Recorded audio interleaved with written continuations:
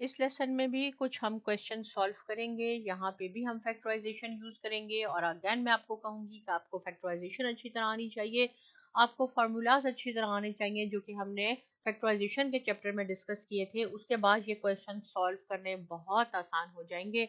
Simplify to the lowest form means हमने इसको बिल्कुल सिंप्लीफाई करना है कि वो एक लोएस्ट फॉर्म बन जाए। क्वेश्चन है, सपोज हमारे पास एक क्वेश्चन में लिखती हूँ x square plus x minus 6 divided by x square minus x minus 6।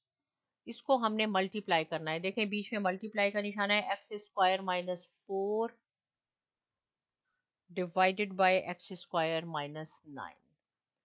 Right, अब क्या है, आपको आनी चाहिए फैक्टराइजेशन। कैसे होगा देखें, फर्स्ट पहले इसको हम देखते हैं कि इसमें से हम कोई चीज कॉमन तो नहीं ले सकते। नहीं ले सकते। क्या हम फर्स्ट और लास्ट टर्म का स्क्वायर ले सकते हैं? नहीं हो सकता। तो हम इसकी फैक्टराइजेशन करते हैं। X square plus 3x minus 2x minus 6 divided by, कोई चीज कॉमन नहीं आ सकती। सेम थिंग, फर्स्ट और लास्ट का हम स्क्वायर भी नहीं कर सकते, तो इसकी भी हम सिंपल फैक्टराइजेशन ही करेंगे। माइनस 6, यहाँ है एक्स स्क्वायर माइनस 4, तो इसमें हम देखें फर्स्ट टर्म और सेकंड टर्म दोनों का स्क्वायर ले सकते हैं। बीच में माइनस का साइन है, ये ए स्क्वायर माइनस बी स्क्वायर बन जाएगा। सेम थिंग डिनोमिनेटर में है, ये स्क्वायर माइनस बी स्क्वायर बन जाएगा। अब यहाँ से क्या हो जाएगा, x कॉमन आया आपके पास, x plus 3 minus 2 x plus 3। कहाँ से मैंने लिखा, इसका और इसका आपने सेट बनाना है। Same thing this and this divided by x common आया, x माइनस 3 और दोनों पैरेंथेसिस में एग्जैक्टली सेम है। इट मीन्स के क्वेश्चन हमारा सही है। ये x प्लस 2x माइनस 2 लिखा जाएगा। Same thing x plus 3 into x minus 3।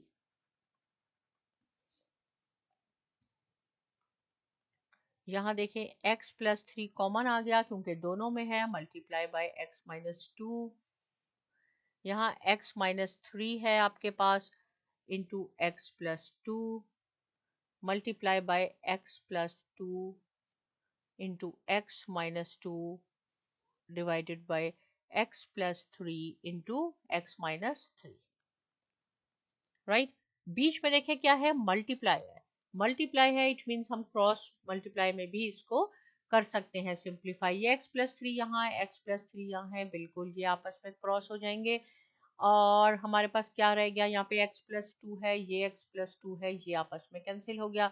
ये x माइनस 2 ये नहीं है, ये नहीं है। कभी भी ऐसे ऐसे न्यूमरेटर न्यूमरेटर आपने नहीं कैंसिल करने। क्या रह गया, x माइनस 2 x माइनस 2 आपके पास न्यूमरेटर में रह गया। दोनों सेम है, हम लिख सकते हैं x minus 2 whole square. x minus 3 और x माइनस 3 डिनोमिनेटर में है, एग्जैक्टली सेम है, हम लिख सकते हैं x माइनस 3 होल स्क्वायर। और यही इसका आंसर हो गया। सिंप्लीफाई हमने कर दिया। क्या हुआ कि यहाँ पे भी फैक्टराइजेशन की हमने, और यहाँ हमने ए स्क्वायर माइनस बी स्क्वायर का फॉर्मूला लिखा कि ए स्क्वायर माइनस बी स्क्वायर क्या होता है कि एक दफा आपने जो भी ए इंस्टेड ऑफ ए और बी दिया गया है, एक दफा आप पॉजिटिव में लिखते हैं और एक दफा आप माइनस में लिखते हैं। राइट, यहाँ पे हमने फैक्टराइजेशन की। एक और क्वेश्चन सॉल्व करते हैं। क्वेश्चन आपके पास है क्यूब, एक्स क्यूब माइनस 8, और यहाँ मैं आपको लिख देती हूँ कि ये इंपॉर्टेंट क्वेश्चन है। और जब मैं इंपॉर्टेंट कहती हूँ तो उसका क्या मीनिंग है कि आपने उसको 10 टाइम्स उसकी प्रैक्टिस करनी है, उसके बाद वो भी बहुत इजी हो जाएगा आपको। आप जितनी ज्यादा प्रैक्टिस करेंगे मैथ्स में, उतना मैथ आपके लिए इजी हो जाएगा। X square minus 2x plus 1। Right, okay, हम शुरू करते हैं यहाँ से। मैं इसको दोबारा इसलिए नहीं लिखती हूँ, यहाँ सोल्यूशन लिख के आपने लिखना है। तो हमारे पास, मैं चाहती हूँ कि एक स्लाइड पे ही आपके पास क्वेश्चन कंप्लीट हो जाए। देखिए ये क्यूब है, इसका भी क्यूब हो सकता है, तो ये ए क्यूब माइनस बी क्यूब का फॉर्मूला हो गया, डिवाइडेड बाय ये स्क्वायर है, एक्स फर्स्ट टर्म का भी स्क्वायर, सेकंड टर्म का भी स्क्वायर। ये ए स्क्वायर माइनस बी स्क्वायर का फॉर्मूला है, ये ए क्यूब माइनस बी क्यूब का फॉर्मूला हो गया। यहाँ पे मल्टीप्लीकेशन है, इसमें हम कोई चीज कॉमन नहीं ले सकते, सेम यहाँ कोई चीज कॉमन नहीं ले सकते, राइट।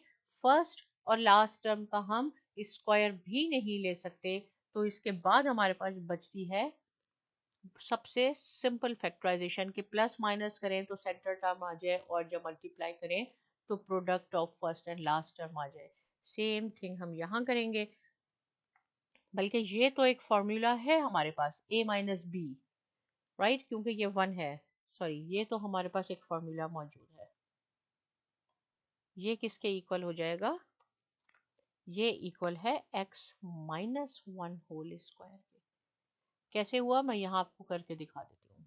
देखिए फर्स्ट टर्म का भी स्क्वायर हो सकता है और लास्ट टर्म का भी प्लस स्क्वायर हो सकता है, 1 है, राइट, मैंने 1 है तो x और 1, राइट, बीच में साइन क्या आएगा यहाँ से आपने देखना है, तो ये होगा x माइनस 1 होल स्क्वायर, ये फॉर्मूला बन गया, ये बीच में है 2ab, तो इसलिए यहाँ पे ये आ गया। आगे चलते हैं, आगे क्या हो जाएगा, ये क्यूब का है, a cube minus b cube, a की जगह x है, b की जगह 2 है, राइट, तो ये कैसे फॉर्मूला, इसको हम कैसे एक्सपेंड करेंगे, ये हो जाएगा x minus 2 then a square which is x square plus ab plus b square, right, इसीलिए मैंने आपको कहा कि आपको फॉर्मूला सारे आने चाहिए। -2, यहाँ हम x कॉमन लेते हैं तो x प्लस 4 प्लस 2 कॉमन लिया x प्लस 4, और इसको हम लिख सकते हैं कि ये x माइनस 1 और x माइनस 1 ऐसे करके भी हम इसको लिख सकते हैं। ये हो जाएगा x माइनस 2, चले एक दफा हम लिख लेते हैं उसके बाद सिंप्लीफाई करेंगे, 2x प्लस 4 और x plus 2 into x minus 2 multiply by x plus 4 into x plus 2 divided by x minus 1 x minus 1, right.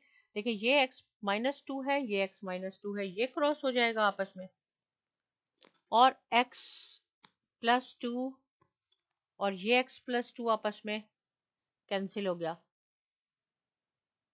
तो यहाँ हमारे पास रह गया x प्लस 4 इंटू दिस, तो कैसे हो जाएगा, हमारे पास न्यूमरेटर पे क्या रह गया, x plus 4 into x square plus 2x plus 4 divided by, यहाँ ये दोनों कैंसिल हो गए x माइनस 1, तो इसलिए बेहतर था कि हम इसको x माइनस 1 होल स्क्वायर ही रहने देते हैं, लेकिन अगर आप ऐसे भी लिख लें तो भी सही है और ऐसे लिख लें तो भी सही है, ये इसका आंसर हो गया, राइट। ये क्या है, a cube minus b cube, ये है a square minus b square, ये क्या है, a minus b whole square, तो देखिए कितने ज्यादा 3 फॉर्मूलाज यहाँ हमारे यूज हुए हैं, ये a minus b whole square use हुआ, यहाँ क्या यूज हुआ, यहाँ a square minus b square use हुआ, ये हमारे पास a cube minus b cube. तो मैं आपको दोबारा कहूंगी कि फैक्टराइजेशन के चैप्टर में ये सारे फॉर्मूलाज, सारी फैक्टराइजेशन हमने बहुत अच्छी तरह डिस्कस की है, जैसे जैसे हम आगे जाते जाएंगे ये सेम चीजें आपके पास रिपीट होंगी, इसलिए आप फैक्टराइजेशन के चैप्टर को, जो चैप्टर नंबर 5 है, उसको अच्छी तरह समझ लें, अच्छी तरह पक्का कर लें, कभी क्वेश्चन आपका गलत नहीं होगा। अब भी कोई पॉइंट क्लियर नहीं है आप मुझे जरूर पूछिए, लेकिन साइमा एकेडमी को भी सब्सक्राइब कीजिए, और बहुत शुक्रिया।